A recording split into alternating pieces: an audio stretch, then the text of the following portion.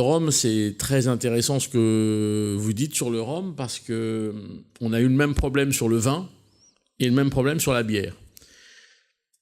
En fait, il y a un moment où on vendait de moins en moins, paraît-il, de vin dans la restauration. Et à partir du moment où on a fait des accords mets-vin, le vin est reparti. Accord mets-vin en verre. Verre de vin associé à un plat.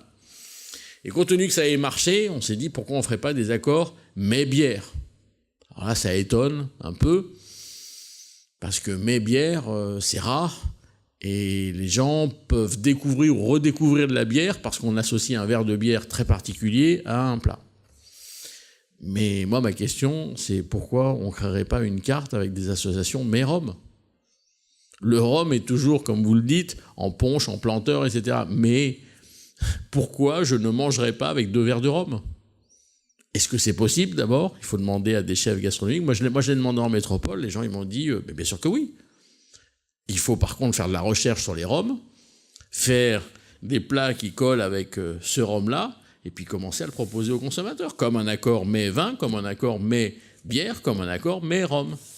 Et vous verrez que le mets-bière est en train tout doucement de frémir et de monter, et l'accord mets-rhum, dans moins de 2 ans, vous allez voir, ça va monter. Mais il faut se mettre à travailler des cartes avec quelques associations mets-rhum.